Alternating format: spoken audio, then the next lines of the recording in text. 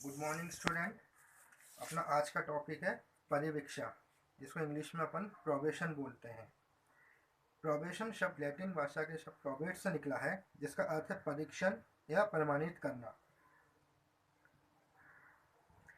यदि अपराधी परिवीक्षा अधिकारी की आज्ञाओं का उल्लंघन करता है या पुनः अपराध के लिए गतिशील होता है, तो उसे पुनः दंड देने का भागी होना पड़ेगा।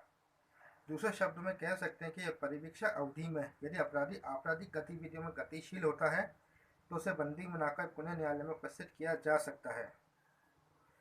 परिभाषा के अनुसार परिवीक्षा किसी भी प्रकार से समाधान नहीं है। इसमें 3 तत्वों का समावेश रहता है। पहला होता है निरीक्षण, दूसरा होता है दिशा निर्देशन, तीसरा होता है सहायता। निरीक्षण में परिवीक्षा पर छोड़े गए अपराधी का निरीक्षण करना आवश्यक होता है। दिशा निर्देशन में निरीक्षण की इस अवधि में समय समय पर अपराधी को उसके आचरण और कार्य के संबंध में दिशा निर्देश के सुझाव दिए जाते हैं। तीसरा होता है सहायता। परिवीक्षा पर छोड़े गए व्यक्ति को यदि वह ऐसा अनुभव करे तो राज्य सरकार हर संभव सहायता प्रदान करने का प्रयास करती है। इलियट के अनुसार प्रोबेशन इस प्रकार दंड देने वाली संस्था है इस शर्त पर कि अपराधी अच्छा व्यवहार करेगा, मुक्ति मिलने को कहते हैं। चैपल के अनुसार परिवीक्षा का अर्थ विभिन्न प्रकार से लिया जा सकता है। पहला, परिवीक्षा दंड से बचने का उत्तम साधन है। परिवीक्षा का अर्थ पुलिस निरीक्षण की विधि के रूप में लगाया जाता है। परिवीक्षा का अर्थ उपचार की एक विधि के रूप में भी लगाया जाता है। इसके बाद आपका परिवीक्षा का इतिहास। यदि विधि के इतिहास का पुनर्विलोकन करें तो इंग्लैंड के इतिहास में परिवीक्षा से मिलती जुलती प्रथाएं हमें 9वीं शताब्दी से प्राप्त होती है। ऐसी हालत में कुछ शर्तों चेतावनी पर उन्हें रिहा कर दिया जाता था। इंग्लैंड में पादरी का लाभ के नाम पर पादरियों, सन्यासियों आदि को जो चर्च के सदस्य होते थे, यह अधिकार होता था कि अपना मामला चर्च के न्यायालय में हस्तांतरित कर लें। डॉल्टन ने कंट्री जस्टिस पुस्तक में लिखा है कि कॉलोनियल समय में भी अपराधियों को सद्व्यवहार स्वीकृति के आधार पर रिहा करने की प्रथा थी। प्रथम परिवीक्षा नियम मैसाचुसेट्स में 1878 में बना। तत्पश्चात इंग्लैंड में 1891 में, मैसूरी में 1897 में, रोड्स द्वीप में 1899 में बना। वर्तमान में यह व्यवस्था विश्व के अनेक देशों में प्रचलित है। अब आता है परिवीक्षा की प्रकृति। परिवीक्षा के व्यवहारिक तत्वों के अनुसार अपराधी को सहानुभूति सुधारने के लिए उसको दिए गए दंड का कार्यान्वयन रोक दिया जाता है, परंतु यदि वह परिवीक्षा की शर्तों का उल्लंघन करे तो उसे वह दंड फिर दिया जा सकता है। टेफ्ट परिवीक्षा को दंड ही मानते हैं। यह कथन कि परिवीक्षा दंड नहीं भ्रमात्मक है। बाल अपराधियों द्वारा यद्यपि इसे बहुत अधिक पसंद किया जाता है। अच्छी परिवीक्षा में स्वतंत्रता पर बंधन लगे रहते हैं एवं अनुमोदित कार्य करने या निरमोदित कार्य न करने की शर्त रहती है, जो परिवीक्षा पर छोड़े गए व्यक्ति को चिढ़ाने वाली या कष्टप्रद हो सकती है। सडरलैंड महोदय के अनुसार परिवीक्षा की प्रकृति दंडात्मक या सुधारात्मक प्रतिक्रियाओं के मध्य एक समझौता है। उसके मतानुसार परिवीक्षा में निश्चय दंड का स्थगन दिया जाता है। परिवीक्षा की विशेषताएं। परिवीक्षा की प्रकृति परिभाषाओं के विवेचन से परिवीक्षा की निम्नलिखित विशेषताएं स्पष्ट होती है। पहला, परिवीक्षा दोषित होने के बाद और जेल जाने से पूर्व की स्थिति है। दूसरा, परिवीक्षा में अपराधी को सुधारने के प्रयास के साथ साथ उसे सुधारने का अवसर भी दिया जाता है। तीसरा, अपराधी को परिवीक्षा अधिकारी की देखरेख में रखा जाता है, जो मनोवैज्ञानिक ढंग से अपराधी को सुधारने का पूर्ण प्रयत्न करता है। चौथा, परिवीक्षा अधिकारी अपराधी गतिविधियों की समय समय पर जांच करता रहता है। पांचवा, परिवीक्षा की शर्तों का पालन न करने पर अपराधी को पुनः दंडित किया जा सकता है। अब आता है परिवीक्षा की शर्तें। सामान्यतः परिवीक्षा प्रणाली सभी अपराधियों पर लागू नहीं की जाकर उन्हीं अपराधियों पर लागू की जाती है जिनके अपराध गंभीर किस्म के नहीं हैं। यद्यपि परिवीक्षा के दौरान अपराधी पर कुछ शर्तें अवश्य लगाई जाती है, परंतु इन शर्तों में अलग राज्यों में विविधता पाई जाती है। संक्षेप में परिवीक्षा पर छोड़े जाने वाले अपराधियों की शर्तें निम्न है। पहला होता है पात्रता, जिसे एलिजिबिलिटी कहते हैं। परिवीक्षा पर केवल उन व्यक्तियों को ही छोड़ा जाता है जिनका अपराध गंभीर नहीं होता है। मृत्युदंड या आजीवन कारावास के अपराधियों के लिए परिवीक्षा की व्यवस्था नहीं है। दूसरा, सामान्यतः 21 वर्ष से कम आयु के अपराधियों को जिनकी सजा 5 माह से कम है परिवीक्षा पर छोड़ा जाता है। तीसरा, प्रथम अपराधी चाहे किसी भी आयु का हो, उसकी सजा 2 वर्ष से कम ही हो तो उसे चरित्र, व्यवहार, परिस्थिति तथा मनोवैज्ञानिक पहलुओं के आधार पर परीक्षा पर छोड़ा जाता है। अब आता है अन्य शर्तें। परिवीक्षा की अवधि निश्चित होती है। इस समय का निर्धारण न्यायालय द्वारा होता है और न्यायालय को अधिकार होता है कि वह इस समय को कम या अधिक कर दे। दूसरा, अपराधी को इस बात के लिए विवश किया जाता है कि क्षतिपूर्ति करे। तीसरा, परिवीक्षा काल में अपराधी के व्यवहार पर नियंत्रण रखा जाता है। उसे कहा जाता है कि देर से घर न लौटे, बदमाश लोगों के साथ न रहे। परिवीक्षा काल में अपराधी की परिवीक्षा अधिकारी की आज्ञा के बिना यात्रा भी नहीं कर सकता, विवाह नहीं कर सकता। उसे परिवीक्षा अधिकारी द्वारा नियुक्त समय पर घर पर ही रहना होगा। परिवीक्षा काल में अपराधी मेडिकल निरीक्षण के अंतर्गत रहता है और उसे अपनी समस्त गतिविधियों की रिपोर्ट परिवीक्षा अधिकारी को प्रस्तुत करनी रहती है। अब आता है परिवीक्षा का प्रतिसंहरण। निम्नलिखित दशाओं में इसका रिवोकेशन किया जा सकता है। पहला, वायलेशन ऑफ प्रोबेशन अर्थात परिवीक्षा का उल्लंघन। परिवीक्षा पर छोड़े गए अपराधी यदि परिवीक्षा की शर्त का उल्लंघन करते हैं तो उन्हें पर दंड देने दिए जाने की व्यवस्था है। उल्लंघन की घटना को प्रमाणित होना चाहिए और छोटी मोटी बातों पर परिवीक्षा का प्रतिसंहरण नहीं किया जाना चाहिए। इस संबंध में निम्नलिखित तथ्यों को ध्यान में रखा जाना चाहिए। पहला, क्या उल्लंघन इस प्रकार का है जिससे अपराधी समाज के लिए घातक सिद्ध होता है। दूसरा, शर्तों के उल्लंघन विशिष्ट एवं निकट में किए गए होने चाहिए। तीसरा, उल्लंघन का पुनर्विलोकन परिवीक्षा के अर्थ के संदर्भ में तथा परिवीक्षाधीन व्यक्तियों को सामर्थ्य के सापेक्ष किया जाना चाहिए। अब आता है परिवीक्षा अधिकारी। रोक के कर दो, बोलो।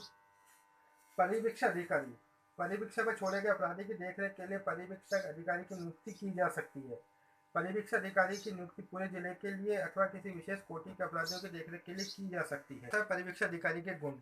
परिवीक्षा व्यवस्था की सफलता इसके कार्यकर्ताओं की संलग्न और योग्यता पर आधारित होती है। परिवीक्षा अधिकारी में उन गुणों का होना नितांत महत्वपूर्ण है जो परिवीक्षा व्यवस्था की सफलता में सहायक हो सकते हैं। परिवीक्षा अधिकारी अत्यंत सुलझे हुए व्यक्तित्व वाला विवेकशील व्यक्ति होना चाहिए। इसके गुण निम्न है। पहला, परिवीक्षा अधिकारी को स्नातक कक्षाओं तथा सामाजिक विषयों का अच्छा ज्ञान होना चाहिए। दूसरा, न्यायालय की प्रक्रिया अपराध के बारे में ज्ञान होना चाहिए। तीसरा, बाल मनोवैज्ञानिक एवं अपराध मनोवैज्ञानिक का ज्ञान होना चाहिए। चौथा, सामाजिक परिस्थितियों का यथेष्ट ज्ञान होना चाहिए। पांचवा, परिवीक्षा अधिकारी से अपेक्षित है कि वह परिवीक्षा पर छोड़े गए व्यक्ति का विश्वास प्राप्त करके उसकी हर समस्या का समाधान करे। अब आता है इसके कार्य। इसके कार्य आप वैसे पढ़ लेना, मैं वैसे बता देता हूँ। पहला है अपराधी के बारे में सूचना प्राप्त करना। दूसरा, गहन निरीक्षण और नियंत्रण। तीसरा, उपचार। चौथा, संपर्क सूत्र। पांचवा, अपराधी के प्रति अपराध के मन में घृणा पैदा करना। और छठा है अपराधी को समाज के बीच सामंजस्य स्थापित करने में हरसंभव मदद करना। अब आता है दंड व्यवस्था में परिवीक्षा का स्थान। परिवीक्षा का उद्देश्य सदरलैंड मॉडल के अनुसार अपराधी के दृष्टिकोण को परिवर्तित करना होता है। इस व्यवस्था में दंड के प्रतिरोध और उपचारात्मक पहलू में समन्वय स्थापित किए जाने का प्रयत्न किया गया है। साथ ही परिवीक्षा अधिकारी एवं राज्यों से हर उचित मार्गदर्शन सहायता भी प्रदान करता है। जहाँ परिवीक्षा पद्धति अपराधी और समाज दोनों के लिए उपयोगी है, वहाँ अपराध एवं अपराधी के बारे में अध्ययन उन्हें समझने का यथेष्ट अवसर भी प्रदान करती है।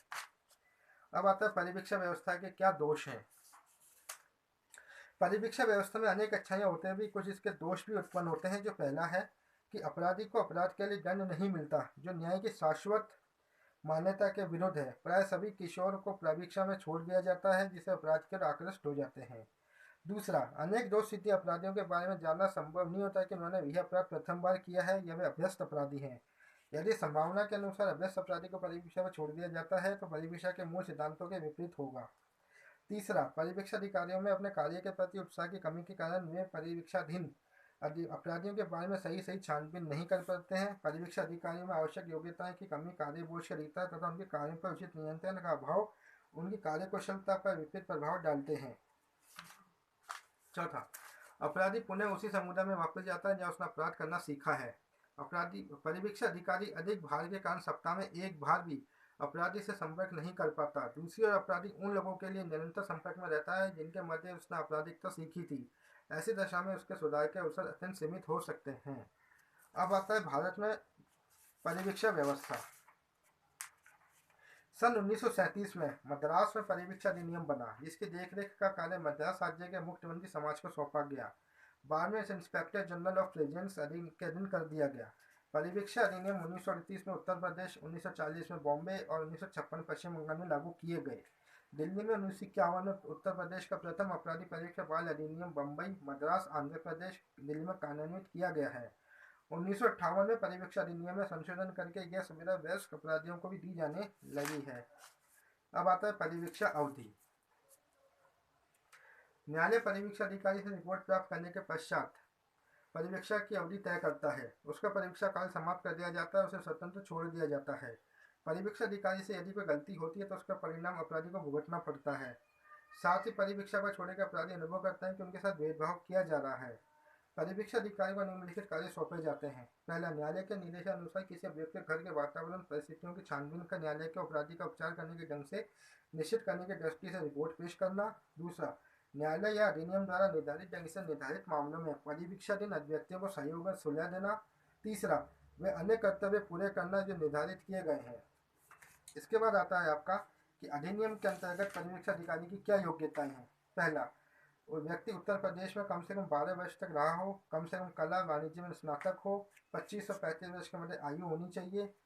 उसके कार्य क्या है। पहला कार्य, परिवीक्षाधीन अपराधी से सौहार्दपूर्ण और सहानुभूति व्यवहार करना, समय समय पर न्यायालयों को परिवीक्षार्थी के आचरण और प्रगति के बारे में सूचना देना, परिवीक्षार्थी को सलाह देना और उसे उचित व्यवहार की दिशा के अग्रसर करना, परिवीक्षार्थी को जीविका दिलाने में उसकी सहायता करना।